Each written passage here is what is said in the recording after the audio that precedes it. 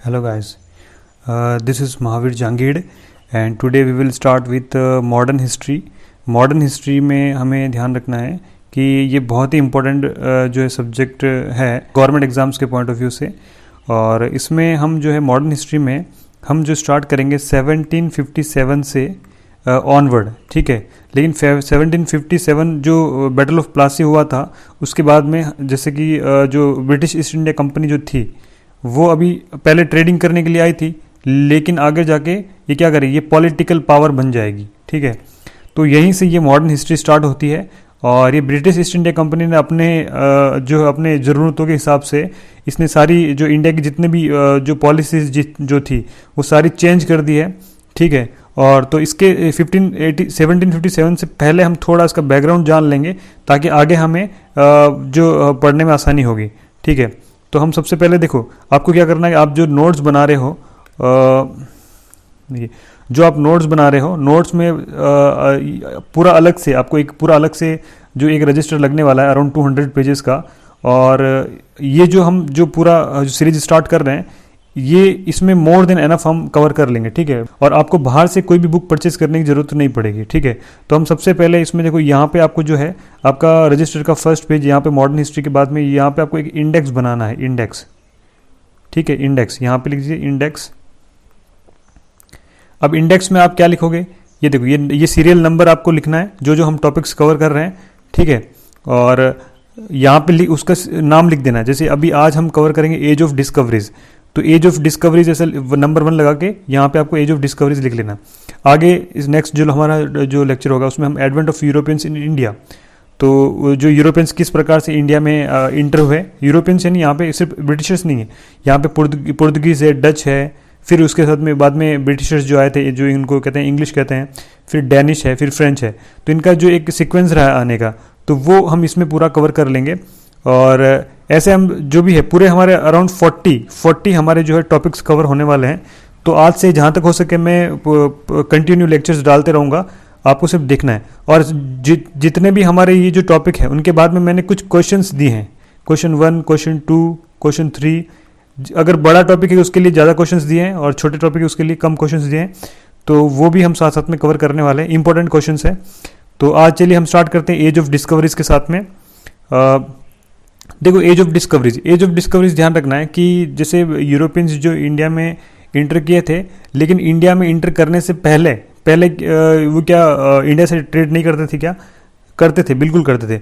उसके पहले देखो उनका जो है लैंड रूट से ट्रेड होता ही था, ठीक है। इंडिया और यूरोप का लैंड रूट से बहुत सालों से ही ट्रेड होता है, व्यापार होता ही रहता है।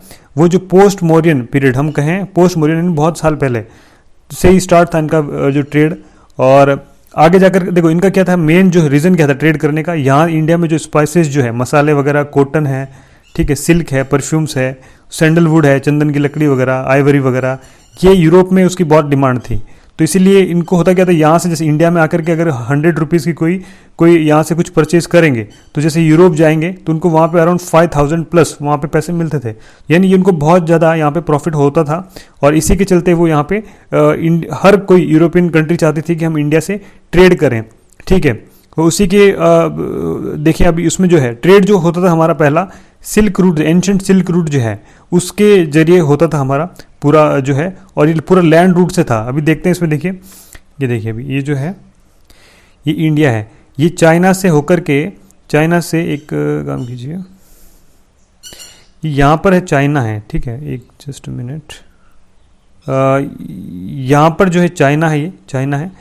चाइना से हमारा यहाँ से ट्रेड होता था, या ये जो इनका सिल्क रूट है ऐसा करके इंडिया से होकर के, और इनका ये रूट था सर, ठीक है। यहाँ पे देखो, यहाँ से यूरोप में एंट्री कर लिया। लेकिन यहाँ पे जो कॉन्स्टेंटिनोपल करके हम आगे पढ़ेंगे, ये कॉन्स्टेंटिनोपल अभी आज एट प्रेजेंट में हम कहें तो इस्तांबुल उसका नाम है। तो ये इस्तांबुल पर क्या हुआ, तुर्किश जो लोग थे उनका यहाँ पे राज हो गया।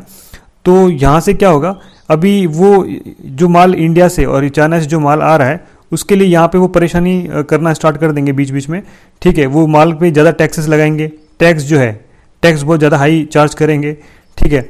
और जो अगर कोई टैक्स नहीं देगा तो उनको वहाँ से उनका जो भी उनका सामान आता है उसको छीन लेंगे और बहुत बार उनको यहाँ पे मार भी देते थे यहाँ पे। तो यहाँ यूरोपियंस जो थे इनको काफ़ी प्रॉब्लम होती थी यहाँ पे, ठीक है। ये जो कॉन्स्टेंटिनोपल जो है ये जो गेटवे था जो लैंड रूट का, लेकिन इसको कैप्चर कर लिया 1453 में। किसने कैप्चर कर लिया? ऑटोमन तुर्क्स ने।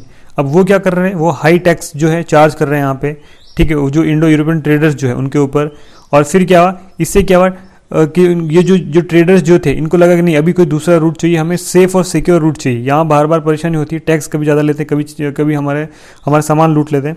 तो ऐसा करके उन्होंने एक अलग से रूट खोजने की कोशिश की और उसी के सीक्वेंस में आगे जो है एज ऑफ डिस्कवरीज जो है ये स्टार्ट होती है। और चलिए अब आगे देखते हैं कौन कौन जो है मेजर डिस्कवरीज किसने की है, उसके बारे में हम आगे देख लेते हैं। तो जो मेजर डिस्कवरीज जो है उसके बारे में हम थोड़ा डिटेल में जान लेते हैं। यहाँ पे 2-3 नाम बहुत फेमस है, ठीक है। एक तो बार्थोलोम्यू डियाज। तो ध्यान रखिए यहाँ पे जो है फर्स्ट डिस्कवरी अगर हम कहें कि ये देखिए यहाँ पे जो पुर्तगाल जो है, यहाँ पे जस्ट मिनट, ये जो है पुर्तगाल जो है यहाँ से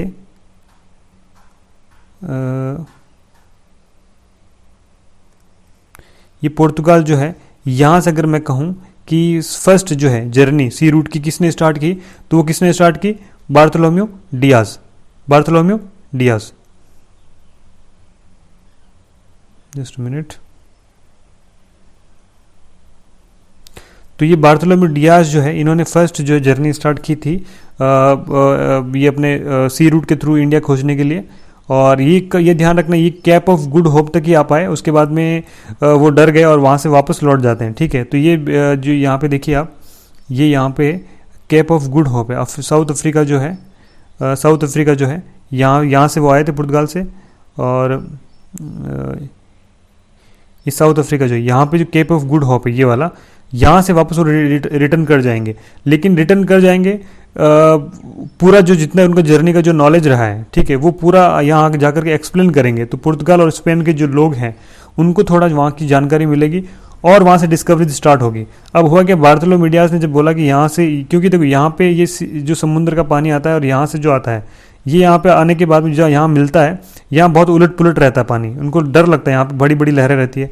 तो इन्होंने जो अपनी जो जर्नी का जो एक्सपीरियंस शेयर किया, तो उससे क्या होगा, आगे जा करके जो दूसरा जो है पर्सन जो है कोलंबस जो है, क्रिस्टोफर कोलंबस जो है, ये अपनी जर्नी स्टार्ट करेगा। लेकिन अब ये जर्नी स्टार्ट कहाँ से करेगा?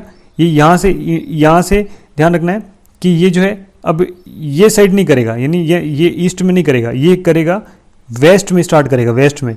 इसको क्या लगता है कि अर्थ तो पूरा राउंड ही है, पूरा सर्कल है, तो क्यों ना हम यहाँ से नहीं जाकर के हम इधर से चलें आगे, इधर से आगे बढ़ें, ताकि क्या होगा आगे जाकर के एक दिन, पूरी अर्थ तो राउंड ही है, तो आगे जाकर के एक दिन हम क्या करेंगे, इंडिया के लैंड पे पहुंच जाएंगे। तो यहाँ से अपनी जर्नी स्टार्ट करेगा और ये कहाँ पर पहुंच जाएगा? यहाँ पर पहुंच जाएगा, यानी इसको कहते हैं वेस्ट इंडीज। ये यहाँ पे वेस्ट पार्ट से स्टार्ट करता है अपनी जर्नी, और यहाँ जो ये जिस पार्ट पे ये जो लैंड पे पहुंचता है उसको ये नाम देता है वेस्ट इंडीज। इसको लगता है ये इंडिया ही है, तो इसको नाम दिया वेस्ट इंडीज, ठीक है। तो अभी देखिए आप, ये जो है स्पेनिश होता था, स्पेनिश एक्सप्लोरर है क्रिस्टोफर कोलंबस, और ये कैरिबियन आइलैंड जो है, हम कहते हैं वेस्ट इंडीज जो है यूएसए, वहाँ पर पहुँचता है, ठीक है। और उसके बाद में जो थर्ड है, जो सबसे इंपॉर्टेंट है, वो है Vasco da Gama. Vasco da Gama Portugal का है, यानी पोर्तुगीज एक्सप्लोरर है, और ये जो है ये फाइनली इंडिया की डिस्कवरी कर लेता है। ये जो है वही रूट जो है बार्थोलोम्यू डियाज जो फॉलो करता है, वही रूट को फॉलो करता है। लेकिन आगे क्या करेगा, इसको पता है आगे थोड़ा पानी, थोड़ा जो वाटर है जो सी का, वो काफ़ी उथल पुथल होता है। तो ये क्या करेगा अपना, देखिए यहाँ से क्या करेगा कि ये इधर आकर के ये जो अपना ये लैंड है, जो लैंड है यहाँ से रुकते रुकते जाएगा, ठीक है, क्योंकि इसको पता है अगर समुद्र के बीच में जाएंगे तो यहाँ पे कुछ प्रॉब्लम हो सकती है। तो ऐसे रुकते रुकते जाएगा और फाइनली ये पहुँच जाएगा इंडिया। और इंडिया में कहाँ पहुँचेगा? कालीकट, ठीक है, कालीकट पहुँच जाएगा, ठीक है। कालीकट कहाँ पर है? केरल में है।